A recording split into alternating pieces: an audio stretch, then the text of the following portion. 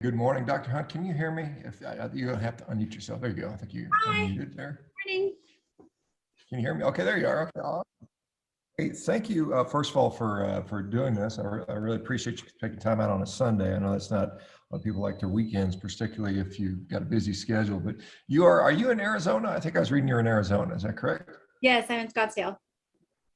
Oh, nice. Okay, it's a nice area. I lived in Surprise for a couple of years when I was stationed at the Air Force Base there at Luke Air Force Base. So very, very nice area. And your background, well, I'll tell you what, let me let you do that. Tell us a little bit about your background. I know you did some OB-GYN, well, you do OB-GYN, but what's your background story? I graduated from UCLA, my residency from UCLA in 2001 in OBGYN, and did that until 2015. In 2015, I decided to stop delivering babies to work on nutritional genetics. And then in 2018, when people got so well and women's periods got so much better, I decided to stop doing surgery or major surgeries like hysterectomies and just did office surgeries like DNCs and endometrial ablations. And then when people's periods kept getting better, I kind of put that part of my life out of business and just transitioned to all nutritional genetics and mitochondrial energy production, and then light.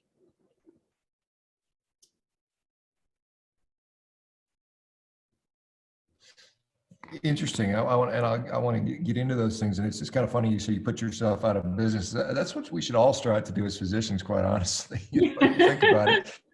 I want people to need me in 6 weeks and then not need me anymore. I don't want you to need me. I want you to get well and go have your life.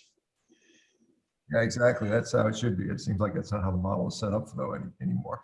Let me ask you about because obviously you focus on women's issues. I was reading some of the stuff that chronic fatigue, fibromyalgia. I mean, not that they're exclusive to women, but they tend to Hashimoto's.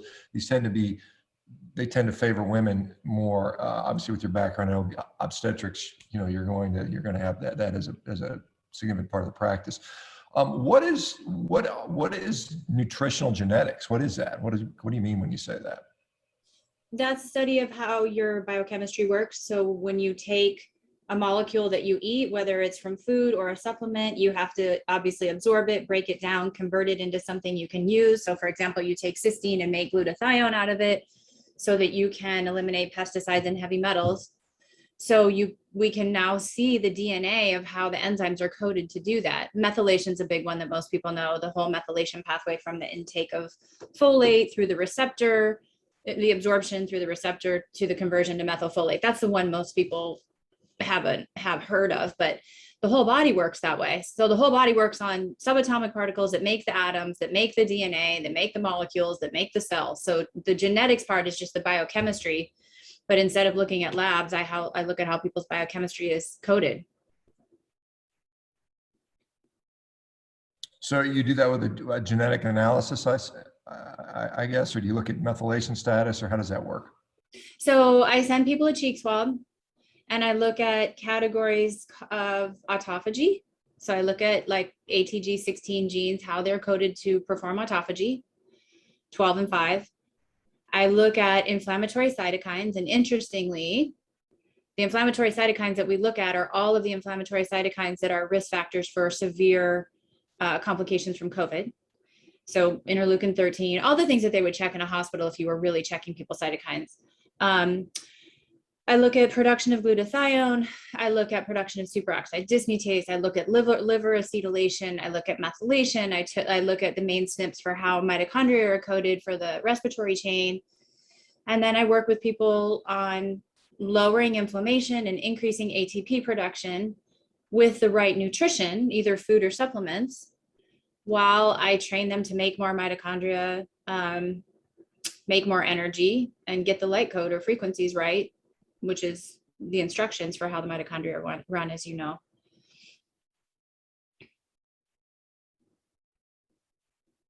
Let me ask how because I see food having a dramatic impact on disease all the time. I mean, I cannot tell you how many people I've seen come off medications and, basically quote unquote cured their particular disease, some of them which have been with them for, decades or more, just by changing nutrition. But how do we, and I think, when I look at it, there's a lot of mechanisms. I don't claim to know everything that's going on. I think it's almost impossible to know, but how does it specifically, how can you evaluate, like, this is affecting my genes in a certain way? How does that assessment go? I know you mentioned some markers you look at, but is there anything more that you can, put somebody's,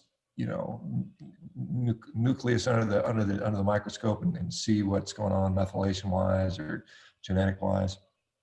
Sure. So if someone is sick, it's an energy imbalance. They're not making enough ATP and they're making too many reactive oxygen species. They're making too many inflammatory cytokines. That's what happens when you get COVID. That's what happens when you sometimes get a vaccine. That's what happens if you have Lyme or mold. You lose energy production and you gain inflammation. So first I look at, okay, well, if your problem is inflammation, meaning anything in medicine that ends in the word itis, you have a high C-reactive protein, your white count is in the high normal range, all the markers that we as doctors know to look for inflammation, high SED rate. First, we have to bring down the inflammation. Before I can do anything with you that's energizing, I have to lower your inflammation. So I look at the inflammatory cytokines and then I use food or supplements, right? So the mitochondria, from a ketosis perspective, the mitochondria are making energy, but they have to have the substrate from the food to make the system work. So the genes tell me, all right, you have problems with your on switches, your interleukin 6, your interleukin 5 is broken. What can I give you to lower your inflammation? So, that we start with steroid hormones, we start with vitamin D, we start with solar vitamin D, we go through the list of supplements that would lower inflammation, and we go through the list of foods that would lower inflammation. And we just start with lowering inflammation. This is how my approach. Then I look at, okay, how are you wired to detoxify? And not like infrared sauna, hot yoga detoxify, but how are you wired to do those intracellular biochemical things? If you make glutathione fine, then you probably don't need to waste your time or money taking glutathione. If you don't make superoxide dismutase, which eliminates reactive oxygen species, or the one called superoxide, it might help you out of your abyss or your black hole of misery to take some superoxide dismutase until you are strong enough to not have that problem anymore.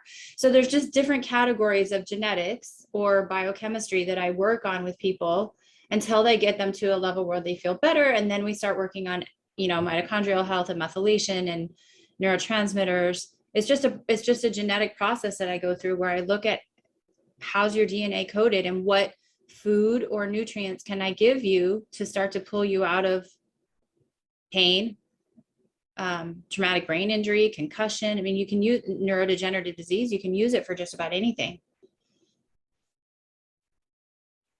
Do you see certain patterns, whether it's glutathione production or elevations in IL-6 or whatever with certain diseases? Are there patterns that you can distinguish? Say someone with Hashimoto's looks different than somebody with, say, fibromyalgia, or is it just very individual and doesn't really matter? So there are some specific genes, like the FOXY1 gene is a FORCAD gene that has to do with Hashimoto's, or there's a DIO gene that is the conversion of T4 to T3. So when you see those, you know that person either has or is going to be at risk for low T3 or Hashimoto. So there are some specifics, yes, but it's more about energy balance and what ropes. I think of someone who's sick as like sitting at the bottom of a black hole, and what ropes can I throw them, or what lifeline can I give them to start to pull them out?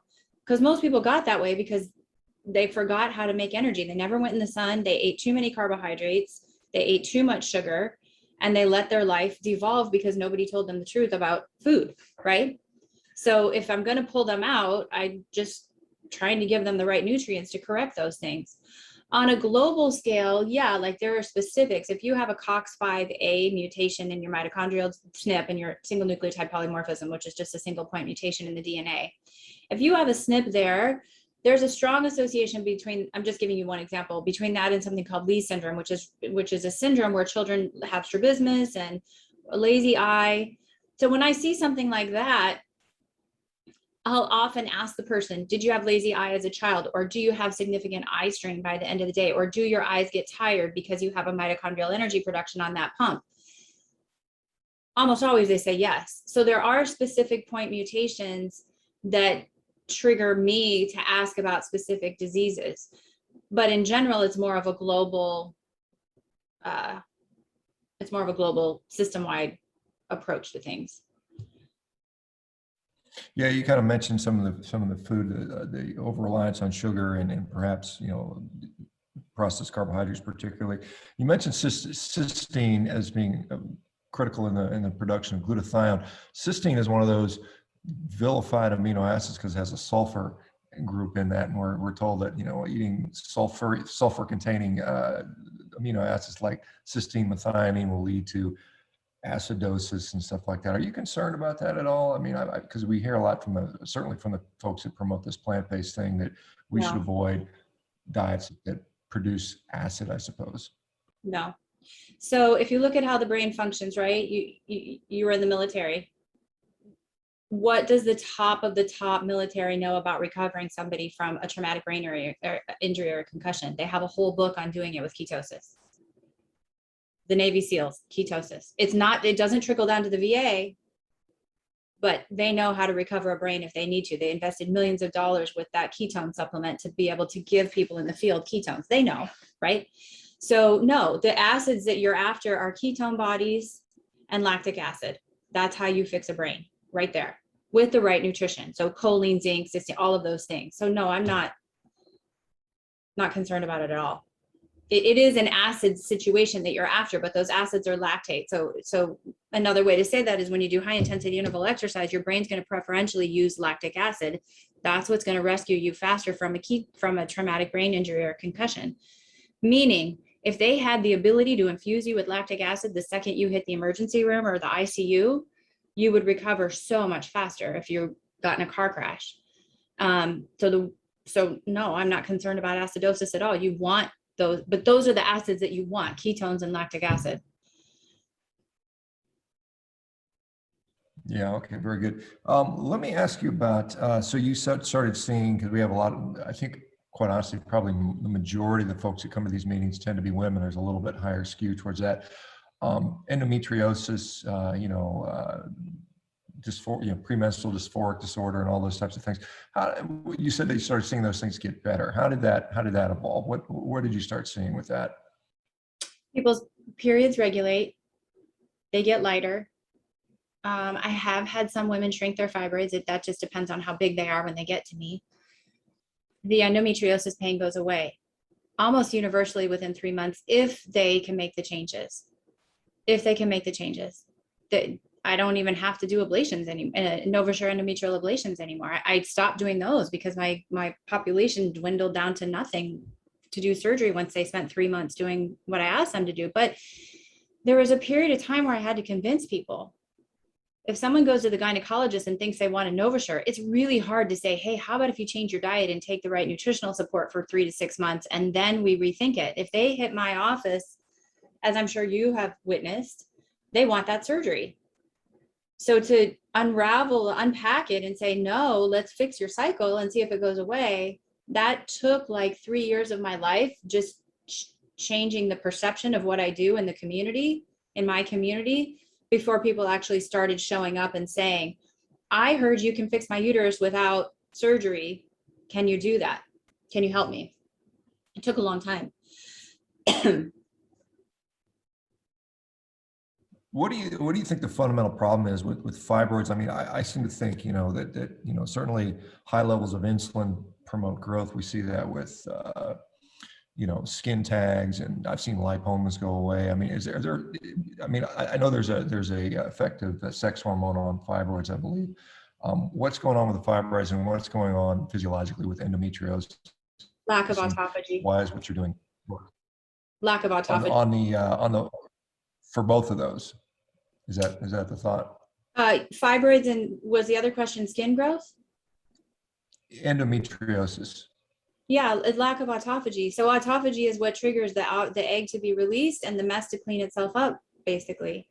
So if you never put the cell into a resting state, it just grows and grows and grows and grows. And that's what the literature is bearing out. It's also what the literature is bearing out about this increase in infertility. If you don't enter autophagy, you store heavy metals, you take those up into your DNA. and then they cause breaks in your DNA. So it's not just fibroids and endometriosis, it is infertility. That's what's causing damage to our sperm and egg. So it's all of it that has to do with reproduction. If you can get someone to enter the door through ketosis, well, first you have to alleviate their symptoms and make them feel better. So that's when I look at the inflammatory cytokines and the detox, and I give them the right food and supplements to just make them feel better so they don't feel like a lunatic with their period. But then once you get them to clean themselves, put their, trigger mTOR, slow down the speedometer, put the cell into a self-cleaning state, run the dishwasher, as we call it, month after month, it only takes about 3 months for those things to start to stop being a problem.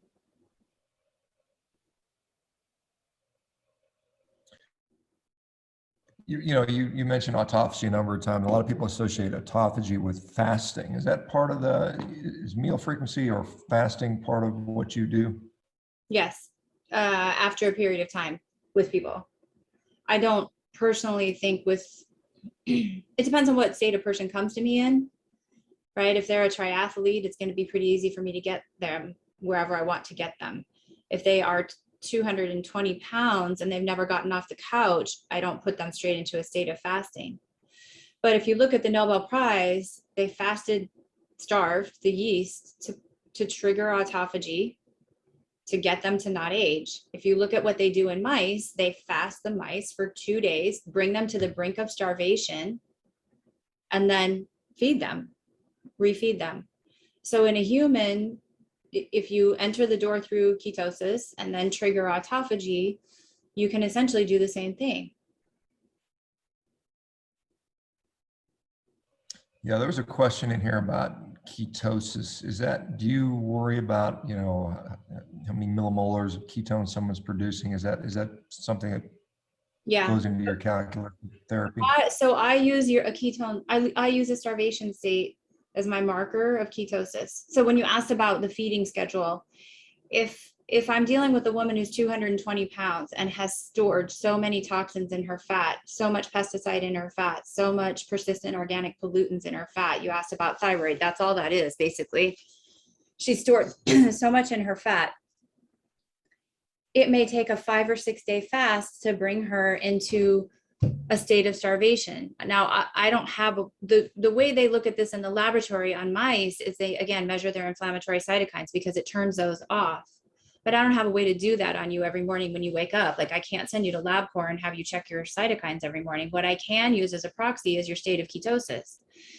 So if you're 220 pounds and you've lost your leptin sensitivity, you've lost your insulin sensitivity, you have gained and gained and gained weight, you've lost control of mTOR or autophagy, it may take 5 to 6 days of fasting. I wouldn't do that with someone right off the bat to get you to that highest level of ketones. So typically I shoot for over 3.0 or a glucose to ketone index around 1, less than 3. So if someone's at the beginning stages of, let's say, dementia or Parkinson's, they need to get there fast. They may have to just bite the bullet and fast.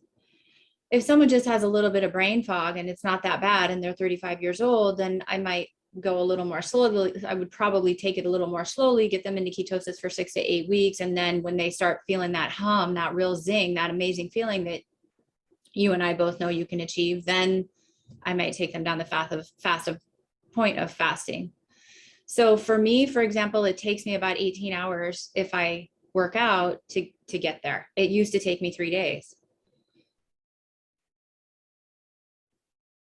Yeah, you mentioned, if your patients will do this, how are you getting them to be compliant? Because that seems to be the problem for a lot of people. It's, I could never give up bread or pasta or sugar or cookies or cakes. Do you have anything, do you have some sort of system by which you have a higher rate of compliance or adherence? I teach live for free every morning when I hike. I go over and over and over and over it until they get it. Because there's so many details to it.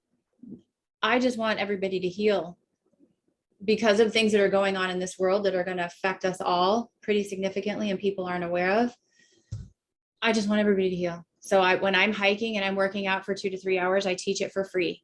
so that they can hear it over and over and over and over. And I'm very clear on my Instagram account. If you drink, if you smoke, if you're a vegan, if you're a vegetarian, if you won't eat seafood, if you won't eat eggs, I can't help you. And then when people show up on my screen like this, and I can tell that, you can, as a doctor, you can tell when someone drinks every day, you can tell when someone smokes every day. If I sense that, I'll tell them, I can't help you. I'm just going to give you your money back. It's not worth my time to fight an uphill battle. So I'm there for constant daily support for free for 2 hours every single day. They either get it or they don't. Yeah, I'm similar. I do this every day, for an hour every day. I've been doing it for quite some time now. But it's interesting that you say, because I just had a speaker on here 2 days ago, Dr. Rimke, same thing. She does a little bit different stuff, but she says she won't treat vegans anymore. She said that it's a waste of money for them, and for her, it's a waste of her time because it doesn't work. They have do you find demyelinated that they'll never understand the information. Their nerves don't work. They will never get it. They can't. They can't. I mean, I know you know that, and I know Dr. Rimke knows that, but it's not worth banging my head against the wall. I just wait for them to come back, and they always come back because eventually all vegans hit rock bottom. So I just wait for them to come back. Sometimes it's 2 years, 3 years, 5 years, whatever, they'll come back. Yeah, it's kind of interesting. I've seen that myself with people that said they hated my message 2 years ago, and then they finally realized that, with time, what we were saying was largely helpful. Do you find, so you went from, I assume kind of a normal obstetric practice, delivering babies, doing gynecologic surgeries, working because you have to do that in a hospital for the most part, to transitioning out. Did you get some pushback once you started to say, hey, I'm really wanting to focus more on the lifestyle related stuff? Was there any kind of community pushback from your peers or hospital administration or any of that type of stuff? No, because I always had a solo practice. So I just did it. I don't even know that they know what I do. I know that they all send their family members to see me when they're sick and they can't figure out what's wrong with them. But other than that, I don't think that they know what I do or how I do it. And when I sit down with my peers, the gynecologists, and I try to explain one-on-one the biochemistry of how, for example, the endocannabinoid system is what allows the zygote to tunnel into the uterus, and how we can work on that inflammation to help someone, it just is like, right over their level of interest. So I'm a loner. I just walked away. That sometimes it may be a better place. But I was never in the system. You mentioned I had my own practice. I didn't care what the hospital said. I did my own thing with surgery. I always did the cutting edge surgeries until I realized I didn't have to. So I was never in, I didn't work for a Kaiser. I didn't work for a hospital. I wasn't in a large group practice. I had the freedom to just learn and do whatever I wanted. Yeah, I've just got another quick question I'll ask is, are you doing all in-person care? Are you doing virtual care? And if so, are you doing it in other states besides Arizona? All I do now is my company Genetic Protocol, which is online nutritional consultations. So I teach people what the electromagnetic spectrum of the sun is and how it regulates the mitochondria. I teach people how diet works, how ketosis works, how autophagy works. And then I teach them, if they're going to stay in that sustained state, what their genes say about their building blocks, so that they know what food or supplements they may need to carry them through if they're going to practice that lifestyle for a long extended period of time.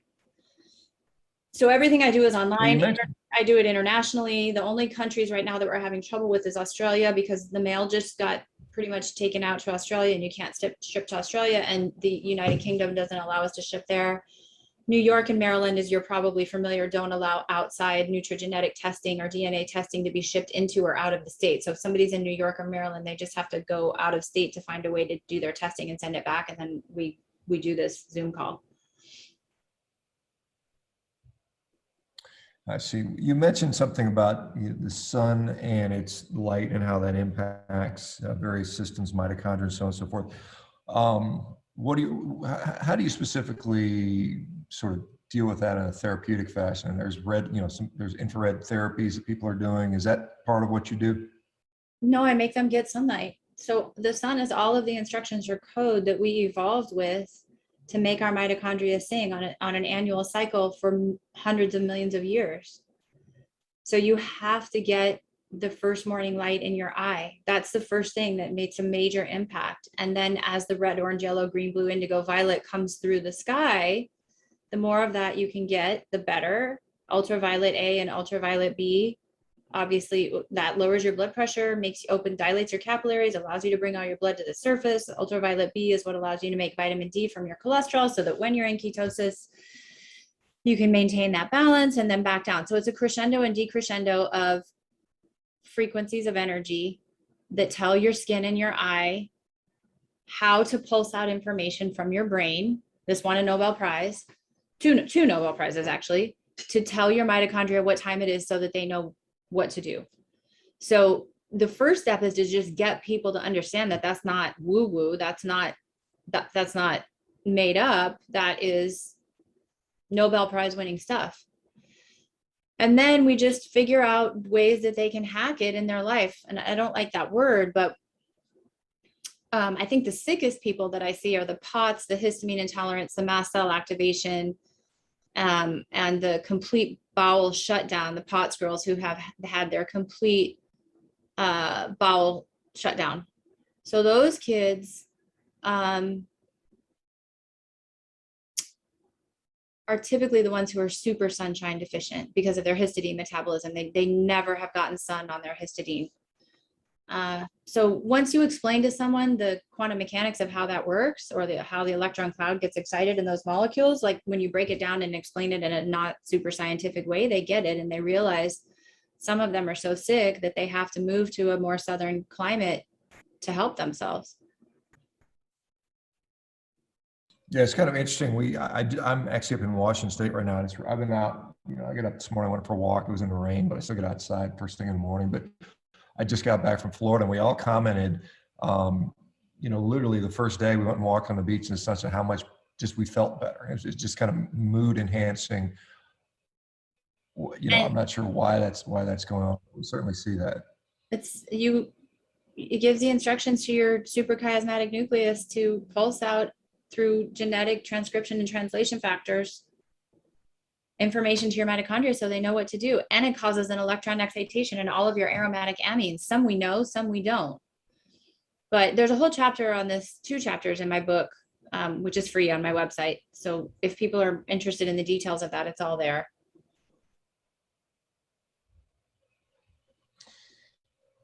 Somebody's asking about, you mentioned genetic profiling or testing.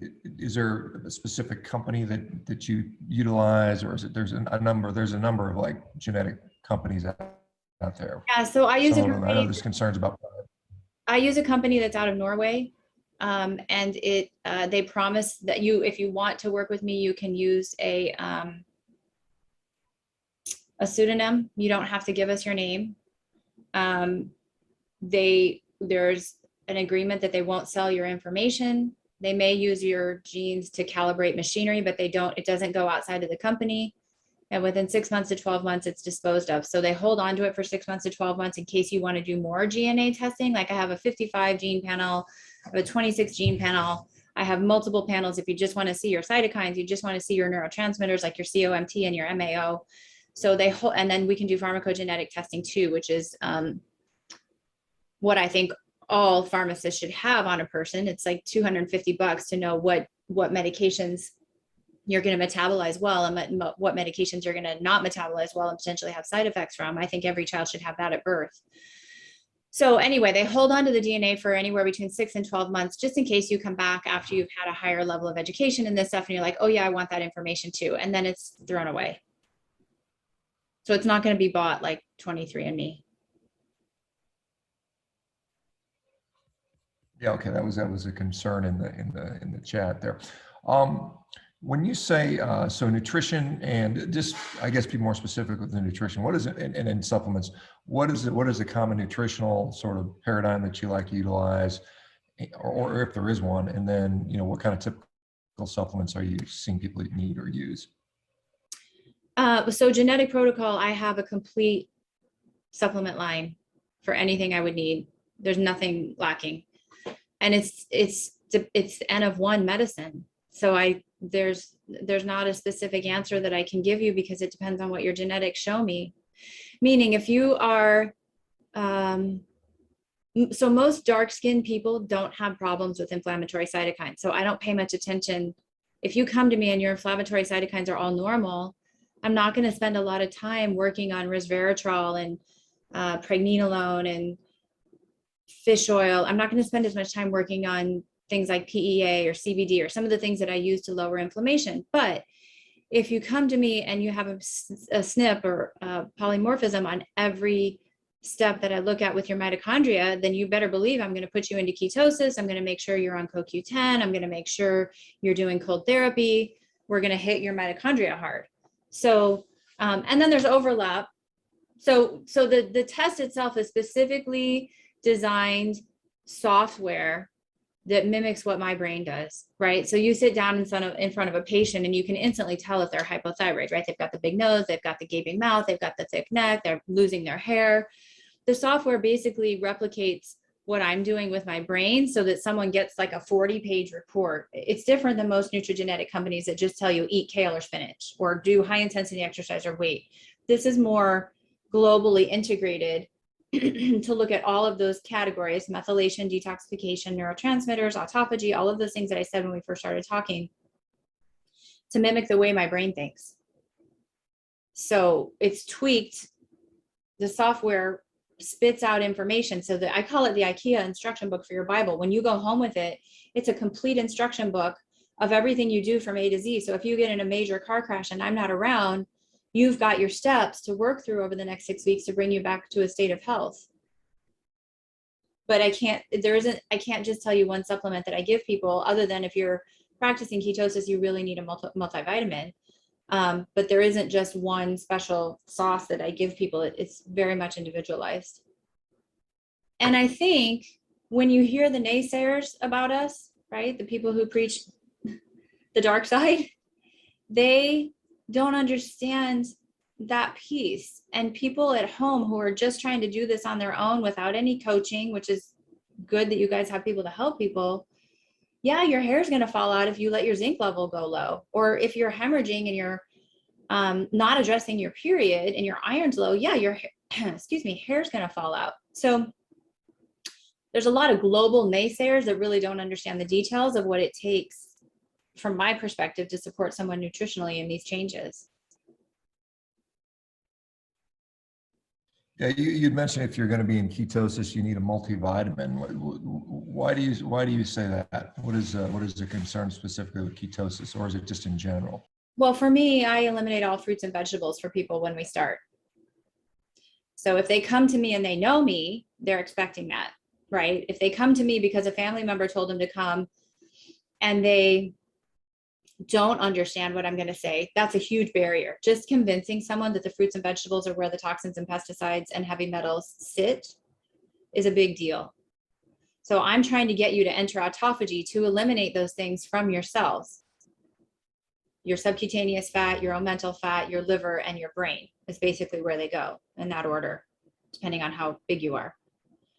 So first I have to get over that hurdle and say, look, the grass outside has more arsenic, cadmium, lead, and mercury in it than anything that you're afraid of taking from the pharmaceutical industry or the kale or the spinach. And there are no fields anymore that are clean. And even back in the day of ancient cultures, they weren't clean. They knew people had to fast. So that's the first hurdle. So if I'm going to completely eliminate fruits and vegetables, then I have to put some of those nutrients back into the person for a while until I can get them clean. Once they're clean, then they can go back to eating those things periodically and be fine.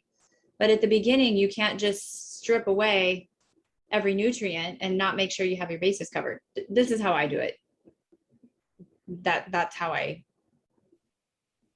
explain it to people. Okay, so I mean, one of the things that, and you know, looking at your bio, you talk a lot about the environmental stuff, and one, you know, most people would think, well, fruits and vegetables are so healthy, we should just be eating them by the you know, barrel full every day. That's what we're being told. Can you go into more about what some of the environmental problems that we run into? I know people talk about, skincare and hair care products and plastics and so on and so forth, but specifically, most people don't really associate fruits and vegetables with, we know there's some of them have pesticides. Or does organic make a difference? What's going on with all these things?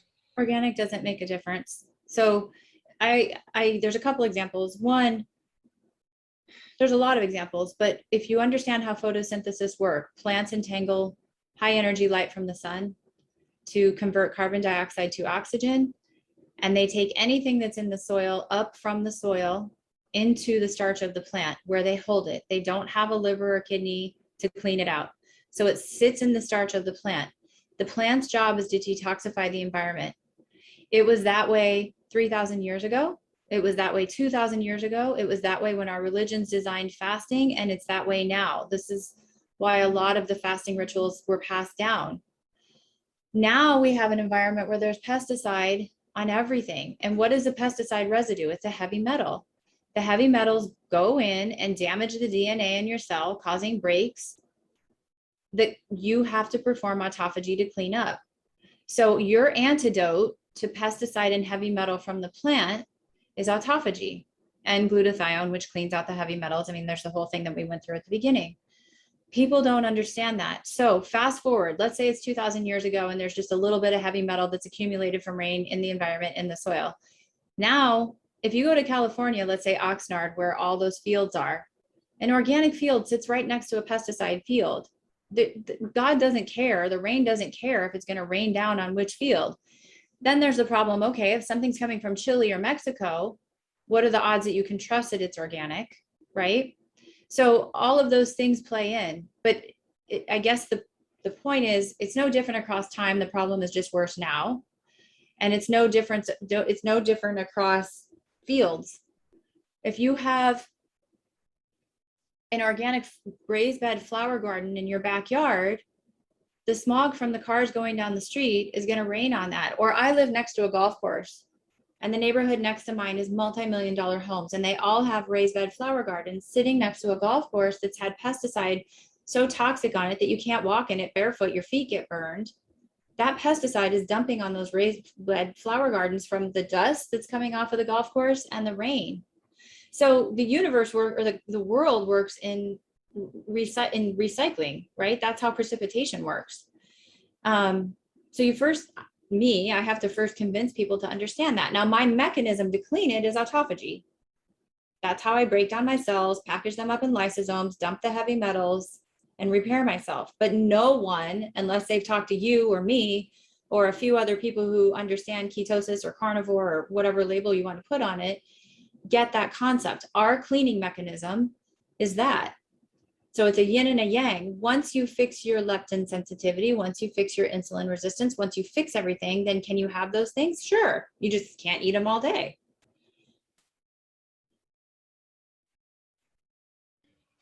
There's somebody asking questions about, like, say, sunscreen. We're seeing now that they're recalling sunscreen for potential carcinogens. I mean, obviously, we did not evolve hiding inside of buildings wearing sunblock all the time. That's not how humans evolved. No lotion. How do you can we assess for, you said we have toxins that build up in various, visceral fat, subcutaneous fat, liver, brain. Is there a way to test for that and to see if it's resolving other than just resolution of clinical symptoms? Is there like I guess you could do a biopsy. I suppose that's not very practical, but are there any ways to test if you've got buildup of heavy metals or other pesticide residues? Well, I go by labs. I mean, universally, as you have probably seen, their SED rate goes down, their C-reactive protein goes down, their hemoglobin A1C falls below 5, fasting blood sugar falls, all day long blood sugar falls, the glucose to ketone index falls. And the person literally glows quickly. So I don't make people spend an exorbitant amount of money on like hair testing or the things that people do to look for heavy metals. I just get to work on them. And the proof is in the pudding. Their inflammatory cytokines go down, their pain goes away. I think I use a lot of clinical symptoms that I don't acknowledge often enough. But if someone comes to see me and they've got those big liver spots or accumulation of lipofuscin in their skin, That's heavy metals in your skin. And you know, if you have lipofuscin storage, those big brown spots, I'm not talking about melasma and I'm not talking about freckles, but the age spots, the liver spots, you know, you have them in your heart and you know, you have them in your neurons and you know, you have them in your macula. Those are a good indicator that you have heavy metals stored there because you never fasted. You never, I call it dumping the junk from the trunk. You never cleaned your fatty acids. You never pulled the switch. So to me, when those fade, that's my biggest marker that I use clinically. And they go away fast. Yeah, that would be obviously for mostly for older folks that you see that on. There's a question about sadly, Sean, I see it in 35-year-old women and the computer brings it out. Like I have a client right now that I'm working with who she has given me permission to talk about her, but she has a Chiari malformation that she had surgery to fix and it didn't fix it. And in 3 months, all of her brain symptoms have gone away, but she's got the dark spots on her skin at 35 years old that are going away too. So it's happening to younger and younger people because of the poison in our environment. Yeah, no doubt about it. We're seeing, like I said, every disease that's usually considered adult onset or in kids now, and even heart disease in 20-year-olds. It's kind of crazy. Seafood benefits. I mean, a lot of concerns around seafood are heavy metal contaminants. What are your thoughts on that as part of the diet? There's more heavy metals in your plants, and your plants don't go through FDA inspection. My berberine supplement that I'll use for autophagy and for people who have an elevated hemoglobin A1C, I have to put a Prop 65 warning on it in the state of California because it comes from a root vegetable that was grown in California. So the government knows that the pesticides and heavy metals are in the plants. I have to put a warning label on it. It's not something that happened at my facility. It's from the plant. So seafood, it's the same thing. We evolved out of the ocean to take DHA and quantum tunnel electrons to read the signals of light code of these colors as the sun comes over the horizon. It is the molecule in our retina that flips so that we can receive the code of the sun, the information, the electromagnetic field, the electromagnetic frequency, the photons from the sun. So you have to have it. And if you eat it from the seafood, you're also getting the selenium, the zinc, which is vital for fertilization, the iodine.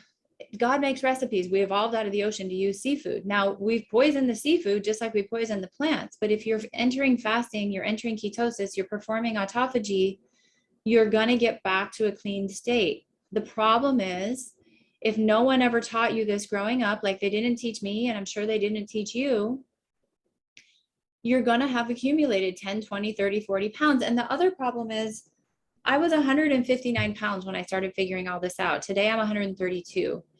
So I thought I was fit and healthy and thin. And because of all the worries of body shaming, and we can't talk about that stuff. And as you've probably noticed, I can't even use fatty acids on my Instagram page anymore. So because of all of the social environment, we're not teaching people those fat cells are the storage units for heavy metals, pesticides, and toxins and persistent organic pollutants. That's where you're storing that. If you're not storing it in your brain, we're not having an open dialogue because people don't want to talk about fat. When you burn the fat, that's when you get clean. That's when you can have the stuff. That's when it's not as much of a problem.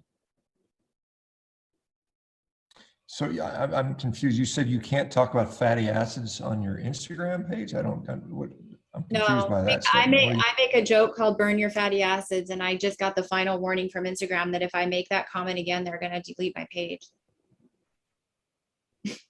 Burn your fatty acids. Okay. That's anyway. I mean, the sort of the censorship has gotten so ridiculous. There's a question here, and I don't know if you can comment on this, but Richard's asking about, in regards to autophagy, do damaged GABA receptors respond over time? Yes. I don't know if that, okay. So it's not damaged GABA receptors. Right. So you have this GABA to glutamate recycling or glutamate to GABA recycling. And the genes that I check are called glutamic acid decarboxylase. Those are the genes that recycle it. When you enter ketosis, that's the most profound thing that you can do for lowering glutamic acid. So for those people who don't understand neurotransmitters, glutamic acid is meant to be released, or glutamate, is meant to be released in the neurons in short bursts. It binds predominantly a receptor called an NMDA receptor that triggers like rapid firing, anxiety, insomnia, mind racing, and eventually it can lead to some of the symptoms of POTS, and eventually it can lead to some of the symptoms of the total gut shutdown that the girls with the bad POTS get, where they get severe constipation and leaky gut. It can go that far. You have to help someone recycle it. So I use some supplements. I take them off of things like MSG, glutamine, bone broth, collagen for a while. I put them into ketosis. I always say the number 2 thing that ketosis does is lower glutamic acid. That's why it works for autism, and that's why it works for epilepsy. So yes, you can quickly fix that. Quickly, you can pull someone out of epilepsy within about 6 weeks. That's why Johns Hopkins uses it for children with epilepsy. Yeah, fascinating stuff. There's a question, and I know you touched on a little bit. Don's asking about methylation status. Some people tend to undermethylate or overmethylate. Do you see any clinical consequences of that? And if so, how do you deal with that? So I completely have a different perspective. If someone is inflamed and their neurons are, just think of inflammation as swelling. So if you have a neuron reaching out to another neuron and you're in a constant high carbohydrate state, right? What do carbos do? They hydrate. So these neurons are swollen and you have packed your heavy metals, pesticide residues in your neurons. So you're having damage with your electrical impulses. At a quantum scale, you have inflamed them and caused the distance of neurotransmission to expand huge, like the distance from me to you, huge.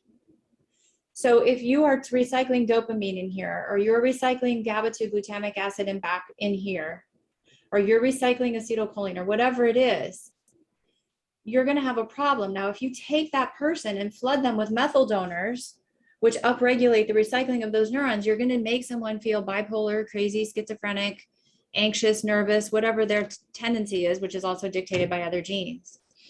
If you work on lowering the inflammation, you decarbohydrate them, you put them into ketosis, right? Because when you enter ketosis, you dump 4 molecules of water, 3.7 molecules of water with each molecule of glucose, just like the bodybuilders do on the night before a competition, right?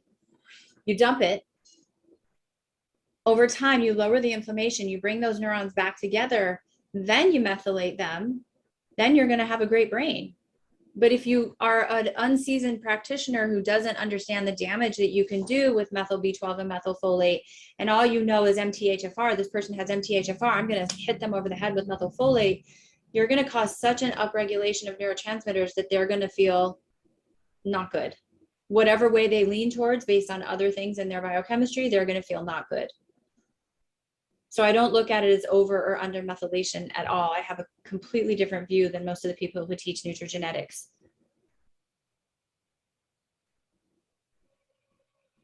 Interesting. Do you find that, there's a question, obviously there's a lot of people here that are on a carnivore diet, they eat, just basically meat for the most part. Do you have any concerns about that? Or is that something you find is problematic, or what have you had experience with people doing this? The only concern I have is that I don't have a concern. I love that you all eat meat.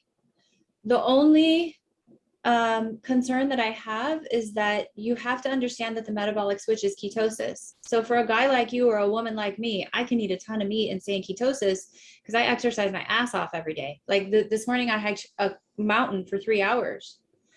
If you're a 250-pound woman, you're going to in order to flip that keto switch, you're going to have to first learn to burn someone else's fat. It might be Dave Asprey's bulletproof fat. It might be an avocado. It might be butter. It might be whatever, but you're going to have to learn to burn someone else's fat, and your body is going to see protein as sugar. It breaks down the protein to sugar. So if those women those are the only people that I have really trouble getting to understand that maybe they need to limit their protein and increase their fat or have fattier foods to flip the switch so that they can dump the toxins and heavy metals out of their cells, so that instead of carbohydrating or protein hydrating, they're dumping. That's the only concern I have. Once someone wraps their head around that and then they get really efficient and good at it, can they eat more meat, eggs? Yeah, for sure. But my method is to take you down the doorway to ketosis and then blast open. My main focus is enlightenment, to get people to be smarter so that they understand the quantum mechanics of the whole other stuff that I do with my career. And they have to understand that that's the doorway. Yeah, it's interesting. We see this kind of coming to the fold, and a lot of people that, you know, I've seen this sort of convergence of thought. You know, when I talk to guys, protein researchers like Jose Antonio, Stu Phillips, these guys are big pro-protein guys. They almost always say, if you're not exercising and you're not, you know, doing resistance training, I don't really care about you. I mean, it kind of sounds harsh, but they're trying to say, putting it in the context of higher protein goes with higher energy output, higher exercise requirements. Whereas if you're kind of sedentary, perhaps a higher fat approach may be appropriate early on, and then you can progress to tolerating more protein, which is what I've seen, you know, in my experience. But there's a question here, and I don't know if this is, you know, I know you talked about a Chiari malformation, so maybe you have some insight in this. This is circle of Willis. Some guy has a clot in the circle of Willis and causing stroke-related inability. Yes. Yeah, autophagy will help with that sort of thing as well. So you can fix an aneurysm. There's data that suggests you can fix an aneurysm. You can fix vaginal prolapse in women. I hope there's mostly women in the room, but I used to leak urine like crazy. I would do fitness competition training with 28-year-olds when I was like 40. And I couldn't do half the stuff because I would wet my pants after 2 kids, or 42. That's gone. So there is evidence in the literature that autophagy will tighten your vagina again, ladies. There is evidence that you can repair an aneurysm. There is evidence, just if you want to break down your tissue faster, you have to enter that state of autophagy. But if we could just go back to the previous topic, this is the thing that I think is so sad. When people are overweight, what men don't realize is that the sleep apnea that's caused by that is the single biggest risk factor for sudden death. You want to drop dead, live 10 years with sleep apnea. And even the cardiologists don't tell these guys this. For women, it gets ignored. So I've seen women in my practice treated for migraines, treated for hypothyroid, treated with these, you know, LDN drugs for obesity. And nobody thought, hey, you're deoxygenating your mitochondria for 8 hours a night, which really means you're getting about 1 hour of good oxygen to your mitochondria when you're supposed to be regenerating your mitochondria in mitophagy. Maybe we should give you a CPAP machine so that you can get better. To me, that's a tragedy. So my other rule is, if you're overweight or you might have a mechanical, you know, skinny palate that you were born with, don't even pay money to come and see me until you've had a test for sleep apnea. I can't fix anyone if they deoxygenate all night long. And so that's where those people who, you know, the fat versus the protein, that's their biggest barrier to entry right there, is just fixing their sleep. Yeah, it's a great point. I mean, you have, you know, if you're not willing to have a normal human diet, i.e. vegan diet, you're not able to get sleep, and you really are starting in a really deep hole, and it's really hard to fix that, you know. Yes. With, you know, that's not going to work in my mind, but interesting. We are, unfortunately, and this has been very fascinating. I'm sure the people here just love the information, your wealth of knowledge. Where can people go to find out more about what you do, or if they want to sort of work with you, some of your social media? Let us know where that stuff is. I do my webinars on Courtney Hunt MD, and there's a link to Genetic Protocol, which is where I do my online nutrition, mitochondria light stuff. And then I teach live for free on my Instagram account, which is at Courtney Hunt MD. Perfect. And there was one last question about, can you help shift workers? Because that's a problem for people. It's hard. You can get a little bit better, but I had to give up 20 years of obstetrics to fix myself. It's, if you enter ketosis and practice autophagy, can you do it? Yeah, but you're not going to get complete improvement without getting sleep night after night after night. If you've been a shift worker for a year or two, maybe. If you've done it like for 25 years, like I did, you got to get out. But I can help you plant the seed so that the first step is planting the seed, and it might take you 2 or 3 years of getting a new education, or making a business around yoga, or making a health coach change, or making jewelry or doing something so you can get yourself out of that job. Yeah. Okay. Well, thank you very much, guys. Thanks for being here. Dr. Hunt, appreciate it. Good luck to you. And once again, thanks for what you do. And thanks for being here. Thank you. All right, everybody. We'll see Bye. everybody tomorrow. You guys take care. Join Revero.health for a 30-day free trial to get access to live Q&A with VIP guests, social community meetings, member discounts, low-carb healthcare providers list, forum, workouts, monthly challenges, early access to podcasts, recipes, carnivore diet guide, fasting guide, shred guide, and much more.